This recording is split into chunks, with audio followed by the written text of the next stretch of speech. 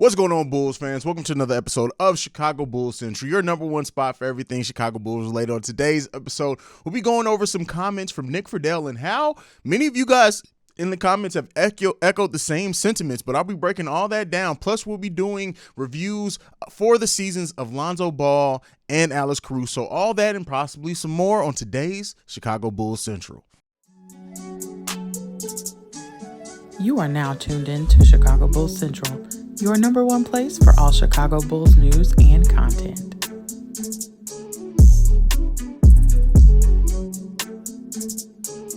All right, Bulls fans. So I want to first start off with the comments of Nick. You guys already know how I feel about Nick Friedell. Nick Friedell's an idiot. I don't like Nick Friedell. I don't like the way Nick Friedell talks. Right? The way that he puts his words together, he sounds like a child. But with that being said, Nick Friedell has been around the Chicago Bulls franchise for a while, and since he's been gone, it really does seem like he has an axe to grind, or whatever the phrase is, with the Chicago Bulls. So we have a new quote from him, and the reason why I did want to talk about this is because many of you guys in the comments have kind of echoed the same sentiment, and I want to talk about it, break it down, not from an attacking standpoint, but just from a basketball sense and just where the Chicago Bulls stand at. So let's go ahead and get into the comments first. I'm going to read the direct quote so I don't paraphrase, and it's this one. He said this on the Hoop Collective podcast, the same podcast in which Brian Windhorst's comments came out, but it's this. What has Zach LaVine ever done on a winning team that leads you to believe that this is a foundational piece that you need to give max money to and that you are going to be closer to a title? Now, while I can say that I can maybe understand some of the sentiment of, Zach LaVine is not a player that may be good enough alone to get you a title. I've said even here on this podcast that you need a player either as good or better than Zach LaVine on the same team as him to win a title. That's just what I feel. That's not a slight on Zach. There are some players that are true ones that them alone get you into title contention, but those are the transcendent. Those are usually the generational type players, and even then, they usually have another star to superstar next to them. So, with that being said, I want to talk about this. What has Zach LaVine ever done on a winning team? Well, let's first be clear that Zach LaVine has only ever been on one winning team in his NBA career, and that season ended with him being completely hobbled with back and knee issues. Before that happened, he had one of the highest efficiency ratings of his career. He was averaging close to the same thing DeMar DeRozan was averaging, and he was being a very good piece and learning how to take over games and pick his spots and be very efficient in that. Now, to say to give Zach LaVine max money. Let me talk about this, and I'm going to talk about this because I know a lot of people. It's going to happen until Zach LaVine signs. Is Zach LaVine worth max money? And keep in mind, there have been players much worse than Zach LaVine to get the max, right? There have been players that have had worse injury history that have gotten the max than Zach LaVine. Now, one thing that does hurt Zach LaVine in the conversation for those detractors, that the anti-maxers who don't want to see Zach LaVine get the max, is the fact that Zach LaVine, even when he was the best player on the team, even though the team wasn't good, right? We know that he didn't have the best roster around him. He couldn't even get you to a playoff team. Right, he couldn't get you to a playoff, so I understand the sentiment there. But keep in mind, when you're paying a player, right or wrong, I'm not even saying that I agree or disagree with it. I know this is going to set off a lot of you guys in the comments. When you're giving a player a contract and they're staying on your team, you're not only paying them for that what's coming up, you're also paying them for what they've done for the team and for the franchise. Zach LaVine was underpaid on his last deal. The Bulls let the market set that deal. He went out, he signed an offer sheet with Sacramento. The Bulls decided to match it. They let the market dictate what they gave Zach LaVine, but he was very much underpaid for his production and what he gave the team over the course of that contract. So you're going to work it in. You're going to pay him more. Also, when you look at a player that you completely reshaped the team to build around that player, the Bulls gave up, 4 first-round picks in the last year and a half, 2 years, to help build around Zach LaVine, to get rid of some pieces that weren't quite working out, to help get this team to being where it is now. Listen, I understand. And like I said, I'm leaving my opinion out of this, right? I'm not even going to say what I feel like Zach LaVine should get paid, but Zach LaVine is getting the max, and he's staying here in Chicago more than likely. Like, again, we'll see if some things shake up. We'll see if some things happen. If Zach LaVine's, comments do actually lead him to maybe going to another team and the Bulls end up working a sign and trade, we'll see.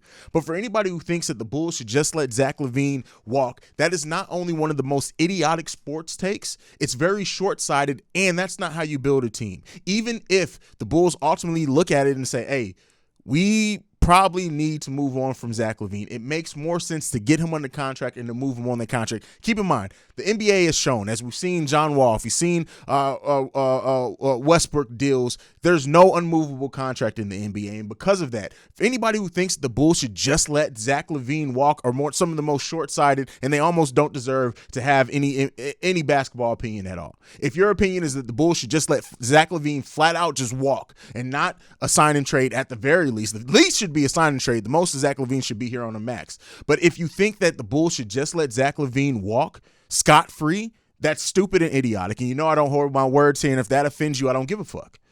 That's a stupid, idiotic take to think that the Bulls should just let Zach LaVine walk and that somehow makes the Bulls a better team. It doesn't. It doesn't. And that's one thing. We either overvalue our own players or we undervalue them because of us seeing issues. And people using Zach LaVine, that was not the true Zach LaVine in the playoffs or in the second half of the season. I would go on to say that was, hopefully that's not this team as a whole either with the way that they've played since the All-Star break. But again, Zach LaVine being on that knee, and that's not to completely excuse it, right? Because yes, he was hobbled. Yes, he was hurt. Yes, that does affect the way that you play defense. Yes, that does affect your lift, your go. It affects all that. And at the end of the day, you have to give Zach some credit. You have to go off what AK and Eversley have said as well. Well, AK specifically in this postseason presser. He doesn't expect Zach LaVine's knee to be an issue when it comes to his unrestricted free agency. So what that means, and the way that I decided to read that, is that it means that that's not going to keep them from offering him a max level deal. Now, maybe the Bulls do want some injury provisions laced in that deal, but it's technically going to be a max as long as he hits certain milestones. We'll see. Is Zach LaVine going to get offseason knee surgery? He said that's not been determined yet. That may be some posturing. I do fully expect for him to get offseason knee surgery, but guess what? I'm telling you guys right now, if he gets offseason knee surgery, that almost all but certainly that's more of that leans more towards the Bulls actually re-signing him than it does to let him walk scot-free, mainly because he's going to accept the offer that the Chicago Bulls give him if it's about getting the most money and being locked in and having the most security for your family long-term because of the knee, because of already being 27 years old, whatever it is. It makes more basketball sense for the Bulls to go ahead and sign him. Like I said, if they need to trade him later, they can do so. There's no deal in the NBA that's completely unmovable. We've seen it. But to say or have the mindset that to let Zach LaVine just walk away if another team wants to re-sign him is idiotic. And it's not something that this front office is going to do. This front office is way more intelligent than just to let Zach LaVine walk away scot-free because of everything that's happened so far in his Bulls tenure. That's my opinion. I want to hear from you guys down below. Like I said, I know that may fire some of you guys up, and that is perfectly fine, and I expect it and want to see it.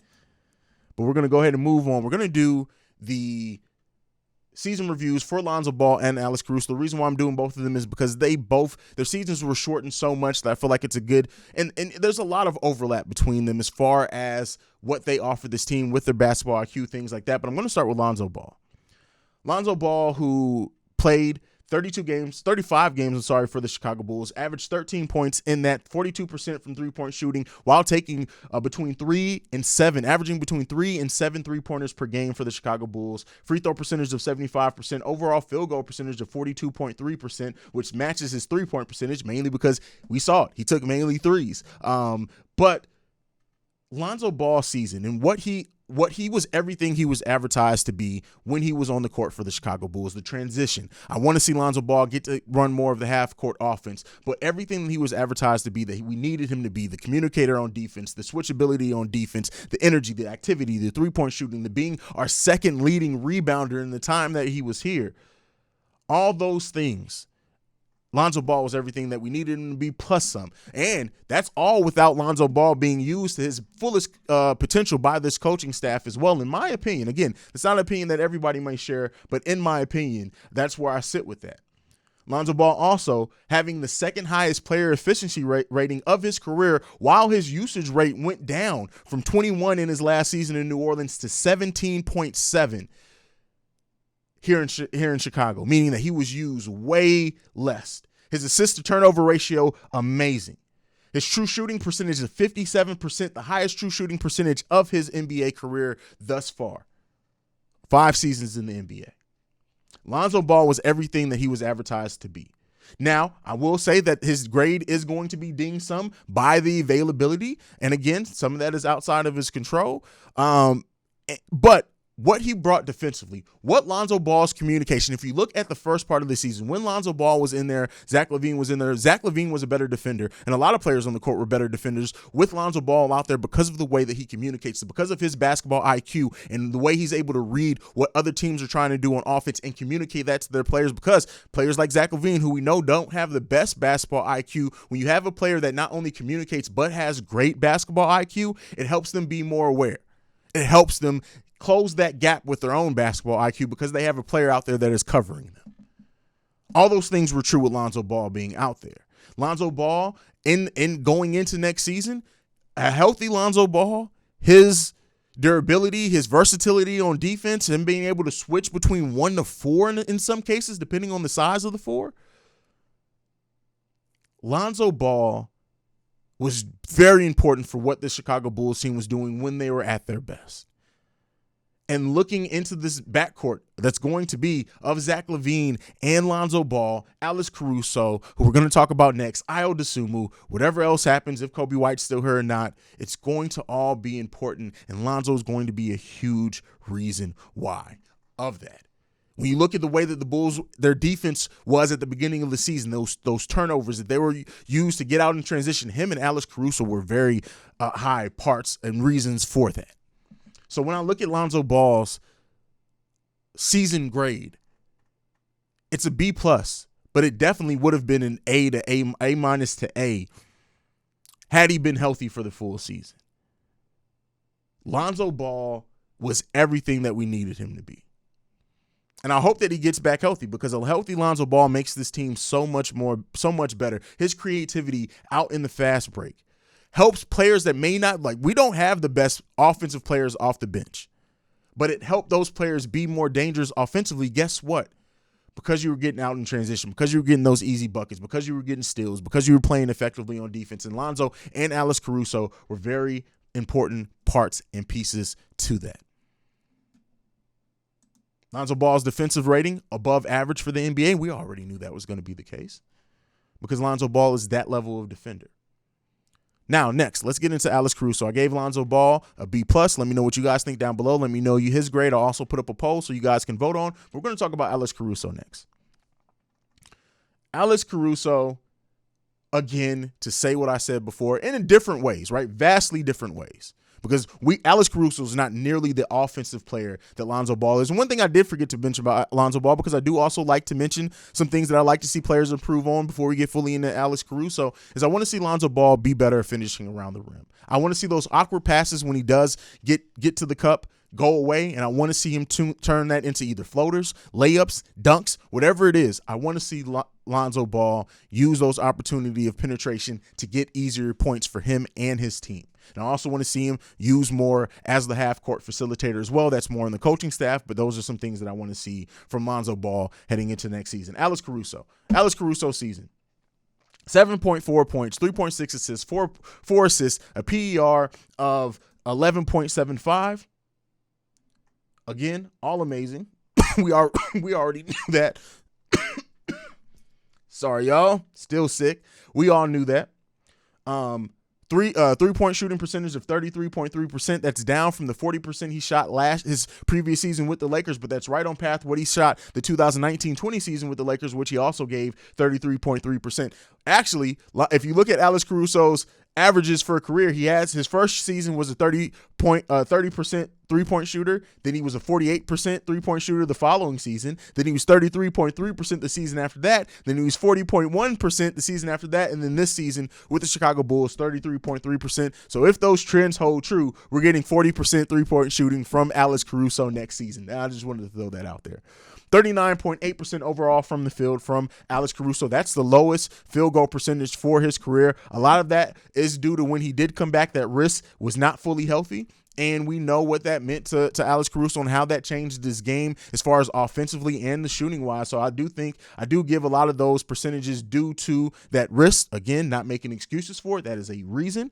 He had only 1.4 turnovers per game. He averaged 0.4 blocks per game and 4 assists per game coming off the bench. 3.6 rebounds as well. That is a solid stat line from a six-man coming off your bench. He played 41 games this season, started 18 of those games, averaged 28 minutes per game for the Chicago Bulls. Those were the highest minutes he's played per game in his NBA career.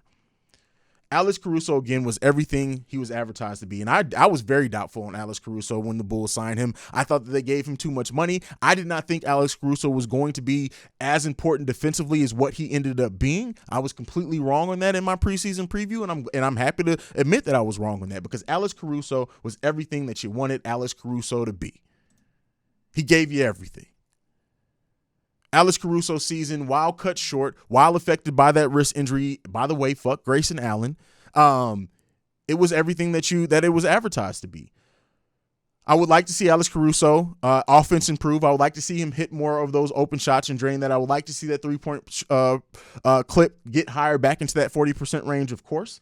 But everything else Alex Caruso gave you was what we needed from Alex Caruso. And we saw what his energy brought back when he came back. And then unfortunately he went down with another injury. And then we even saw in the 2 games that the Bulls looked good in the playoffs, in game 1 and game 2, Alex Caruso was drastically important to those games and a big part of why they were able to win those games. When you look at the defense that Alex Caruso was able to play on somebody like Giannis and not get completely outworked, it's hugely important of what Alex Caruso can bring off the bench for the Chicago Bulls heading into next season. He's a big part of why I think that the Chicago Bulls, if everyone can stay healthy. Now, again, health doesn't mean not missing any games because Zach's going to miss some games because of rest if nothing else. Lonzo's going to get some rest games if nothing else. It's going to happen. But if this backcourt, Ayo Dosunmu, Alex Caruso, Zach LaVine, Lonzo Ball can stay healthy for the most part of the season, I think we have the best backcourt rotation in the NBA.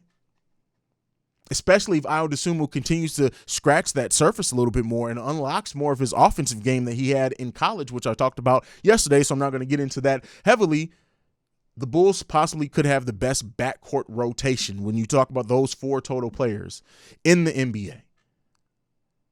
And I know dumbasses like Keith are going to be in the comments, oh, Alex, they're too small. No, he's not too small. 6'5", 186 pounds is not too small to play point guard in the NBA, and definitely Ayo is not too small. Alex Caruso gets another B+ for me. And again, that's because when he was on the court, everything, if you watch the game, the stats are not going to pop out to you. Kind of like when Ben Wallace was in this. Take those stats, throw them out. Watching the NBA game, watching what Alex Caruso brings, watching how he changes the energy, watching how he gets turnovers and gets out in transition and helps this team, watching the games. Alex Caruso was everything you wanted Alex Caruso to be for the Chicago Bulls in this season. That's my opinion. I want to hear it from you guys down below. What did you think about Alex Caruso's season? What do you think about the Bulls' backcourt potential going into next season? If Zach LaVine resigns and everything else, and if they can get relative health, what do you think the outlook is for the backcourt rotation as a whole heading into next season? I want to hear from you guys on it. I have polls up about the season grades overall. But that's it for me for today. Thank you for tuning in, Chicago Bulls Central. Make sure you're following the podcast at Bulls Central Pod. You can send us any feedback, questions, comments, concerns, bullscentralpod@gmail.com. Lastly, if you want to leave us a text and or voicemail, you can do so at 773-270-2799. That is it. Thank you so much for your love and support throughout all this, especially while I'm getting back healthy. I appreciate you guys. Make sure you see red, don't be red. Go Bulls. Love you guys. Peace, y'all. This has been a presentation of the Break Media.